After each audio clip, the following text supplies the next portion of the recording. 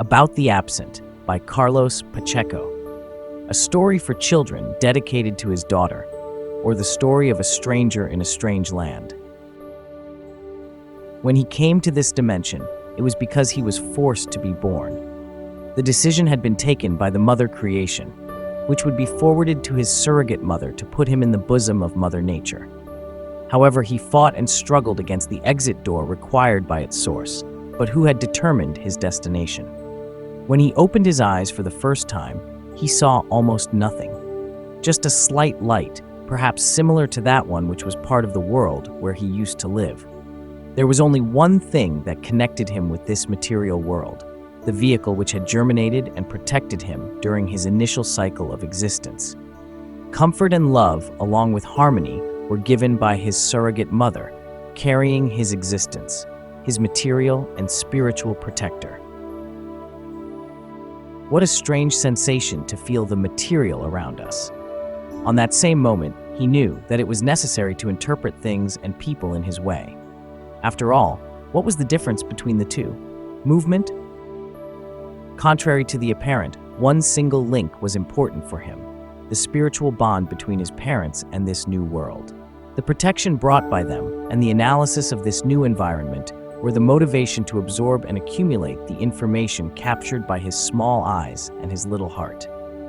The outside world seemed sweet and terrifying at the same time because it was not yet identified. One factor has prevailed in its short existence: his spiritual protectors. The connection given by the love, care, presence, and support in launching this new existential cycle was to transmit the sensation that enveloped him when his original dimension surrounded him. Over there was an existing peace, tranquility, and harmony of a dimension which did not pose questions or problems. It was a dimension of eternal continuity where these issues never arose due to the overall understanding of the existing common context where he belonged.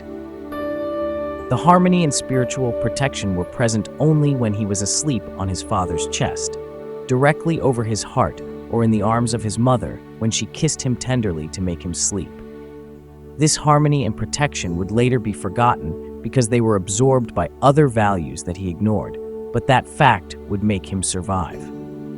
In the other dimension, that concept of survival didn't exist. Everything was expressed by a continuity of understanding coming from a convergence of reason and intelligence generated by a single superior entity that ensured that same continuity. Later, he would understand that in this new cycle, the real protectors would always be his parents, not by their attitudes, but by their spirit, his origin. Then he would also understand that this first cycle of his existence was the most significant period of his earthly life. The different worlds. His youth was lived differently, in his way, depending on his state of mind. He had the notion that, contrary to his old environment, this world was controversial and threatening. The challenges were constant, and the notions about possible solutions were brought through individual attitudes set in motion by the instinct of survival in an unknown environment. He knew that in this world, everything was put in doubt, because subconsciously he knew that there was no limit to the creation, though for the further development of the human mind and spirit. In his eyes, and accustomed to analyzing everything in a global context, it was a challenge to ourselves, individuals, trying to understand and evolve according to our relational context in a material and human level. At the same time, we sought to overcome issues and problems through a previous knowledge which is present in all of us. He believed that the difference between his original environment and this one was the individuality of every being, the ability of each one of us to make the connection between their past existence and the extent of the present one, knowing how to use most tools that are part of our previous original formation. He believed that this ability makes the difference between people, the difference between their behaviors, and analysis, their various reactions. Different sensitivities, various states of mind, different worlds in one single common world. He also thought that this awareness is the key to the final selection to the transition into a new world that awaits us, which some believe exists, others refuse to accept, and others try to ignore. He knew that the final selection will be based on the state of mind of each one, particularly regarding their spiritual maturity. For him, the most important thing was his convictions and beliefs that persisted against all religions and regimes or other imposed or manipulating rituals.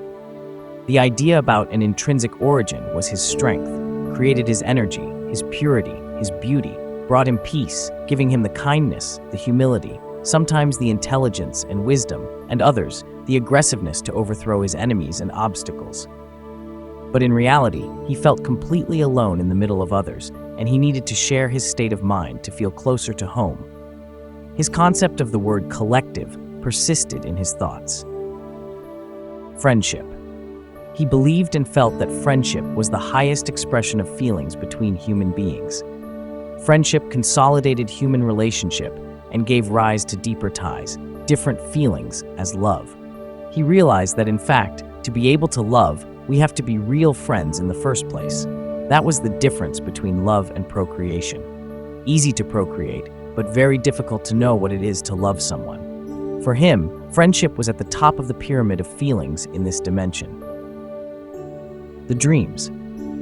He dreamed of strange images, with people and different events in a different world, a world that is constantly changing and that he did not have enough time of existence to discuss and experiment. This dream was not a déjà vu, but a regression that ran automatically in his spirit every time he fell asleep, and he remembered every moment of that dream. Given this fact, he passed from one world to another, preserving the memories and experiences of both. He dreamt and lived at the same time, asleep or awake. He dreamed that the world was as pure as at his origin, and that this new road of his life lead to a process of construction and development as a final goal of the Creator. He dreamed that death was just a word and never an end, just a simple bridge to our final destination, our original environment. He dreamt that all beings are brothers and sisters, and we all have to help each other, sharing our difficulties, problems, and needs, the same feelings. His dream was always to stay with his family present and future until the end of his existence. His dream was to carry out his mission of building a fortress for himself and his family. He dreamed that we all could and would want to live together in this wonderful world of convergence of spirits, coming from the same semen and the same womb of Mother Nature, and they could support, reinforce, and strengthen each other. He dreamed that intelligence and wisdom could not be so far from aggression and malformation as they're expressed.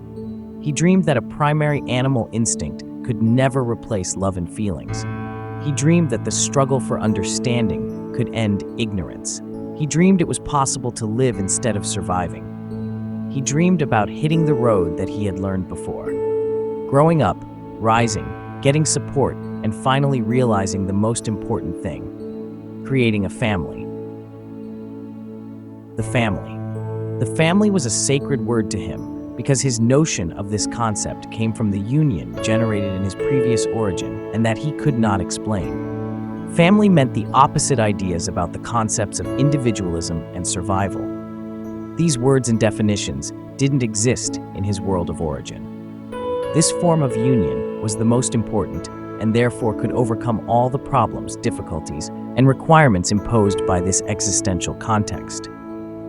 He looked at his grandparents and aging parents, but he knew its significance. He knew he would join them later on after they passed away. For him, the most important thing was the present moment and not the future, still both being the same, the notions of continuity that are ignored by this dimension. By knowing about this concept in his world of origin, he did not measure time. But time passed, and with it came the idea about the limitation of the present compared to his past and his future. For him, it was the recent past that lived inside of him, because in his subconscious, he never renounced his source, and because in that dimension, that notion about time didn't exist. There was only an extension of existence, the time of creation herself, and another time that involved the continuity of existence, the eternity.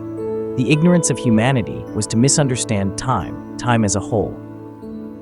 It was not just about absorbing the past to create the present, but at the same time ignoring the future. They were burning time by ignoring the continuity implied in those three elements. This misunderstanding, combined with rapid technological change, allegedly responsible for the evolution of humanity, was at the origin of this gap, making everything even worse. This alleged technologic evolution, having been raised to a global exponent and requiring a global awareness about time, would bring humanity to the point to transcend and overcome their time, instead of respecting it and understanding it as it is. This notion of our time came very late in his life. Coming from another environment where there was no beginning or end, the implicit concept of a final moment was not part of his consciousness. For similar reasons, he forgot that years passed, moments were lost, and that the end was approaching. For similar reasons, he hoped that these values and beliefs, his life, should remain static and unchangeable. Time for him was to build and relive every moment that was lost temporarily, in the presence of fundamental values that made him survive and live to achieve his eternity. Everything has to stay together to achieve that point. All components, all elements, even separately, represent one force, one union, one life, one only love connected to a common existence. After all, he was lost in time, possibly in his time or the time that it has been assigned to his existence. The reality of his life was nothing he had expected. It would confirm his theory that the ultimate reality, as it was, consisted only of a temporary event that has shaped life, as a chameleon responds and adapts to the environment. The reality was hurting him, made him lose his energy, lose his objectivity and his vision for the future. For him, it was not worth the trouble anymore to fight for whatever he had built before. Confusion, disappointment, and detachment gradually took possession of his spirit, making him a different person from what he had been before. When he looked at his photos as a young man, he remembered how he was, the values he believed, those who had given him the strength to fight and win the great battle that he ultimately would lose. Memories of a present past.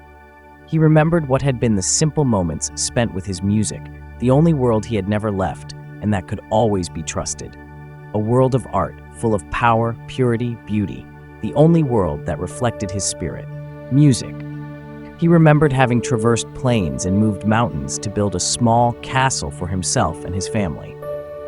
He remembered that he had exceeded all the goals that he didn't know he would be able to achieve as a result of his capacity, but only achievable by his purpose, the motivation of not being alone on the battlefield.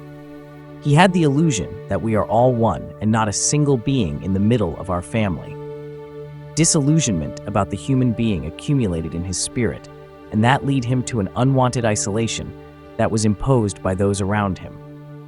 In reality, respect between human beings was just a written word in the dictionary, a mere tendentious illusion, as the words democracy, religion, and all the ideals that are only a manipulation of spirit because they weren't put in practice in this dimension. As this dimension was based on individualism and not collectiveness, society was not founded on pluralism, but in egocentrism, in religion, and not in belief, in destruction instead of construction. In fact, human beings never thought that in their subconscious, they had an inherent need to destroy, to be able to rebuild and start over again, instead of trying to consolidate their present and their future. In fact, society was doomed from the start, given its incompatibility between its material and spiritual elements. The origin. He knew that. The origin has no beginning or end. The origin was a natural source of creation, energy, and logic. The origin was the spiritual mother, unique and irreplaceable. She was the flow of energy that accumulated knowledge, logic, intelligence, and wisdom necessary to create the cosmos, the perpetual machine, the eternity. To create eternity, to create the universe. Our origin was the luminous flux, the mainstream of energy from where we came and to where we would return. Therefore, we were part of our origin. As mere human beings, we were part of each other, defining the concept about the whole, ignored by humanity since the application of false concepts of individualism, respect, religion, democracy, and freedom that we impose on ourselves. Our origin made us live, die, and come back to our surrogate mother. Our origin would make us improve our spirits through the various stages of learning until the final integration in its eternal flux. In our origin, we find peace, Because no question is asked, because it is a world of understanding and logic. Because he believed unconditionally in his origin and her perpetual principle, he was always ready to start over again, joining the universal motion and remaining close to creation. Deep inside, he lived all the moments that made him exist and which would accompany him in all roads, present and future, immediate and remote. He lived based on memories. The rest was no longer interesting for him. He was always sure that later we would be together again, to live and relive the same experiences that had occurred, but in a more pure form. The invisible balance. He knew there was a universal balance that was not adapted to this dimension and that managed the rules of existence. He knew that there was not a God, but simply creation herself. He believed there was a responsibility of creation regarding his existence. He knew that not even creation was perfect. Dignity and spirit. He could not stand to be judged by the creation, as he made an intrinsic part of her. He could not stand to be judged by men for what he never did, for what he had never been, nor what they have never allowed him to achieve in his life. He could not bear to survive instead of live. And he finally walked back into his world, his origin, his real family. Carlos Pacheco, Luxembourg, the 17th December 2005. Carlos Pacheco was born on the outskirts of Lisbon, Portugal, EU. Son of Rui de Souza Pacheco and Isabel Maria Pacheco, he reached secondary school and stopped his studies to follow a professional career related to organization and methods, along with accounting. He married his late wife Maria Eduarda Pacheco on the 3rd of July 1971. He joined the army from October 1972 until April 1975, and he was classified first on military messaging services.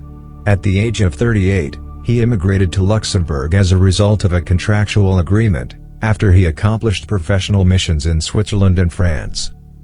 At 60 years old, he decided to put in writing all his thoughts, expressing the best way he could all his inner values, beliefs and convictions, hoping that they would be captured and understood by some people as a message of spirituality along with notions about love and friendship. His works reunite the Diary of Thoughts, Volumes 1 and 2, the Diary of Thoughts poems, and the epic Portuguese novel Dreams Lost in Time. He also produced the joint venture The Dot Poems, the audiobooks with the prominent narrator from New York, Hank Bukima. Hank reads a great part of the poems included in the Diary of Thoughts books, written by Carlos M. Pacheco, namely the Simplicity and Complexity book. This project involved their dedication and several months of hard work to achieve a 6-hour 4-set audiobook collection.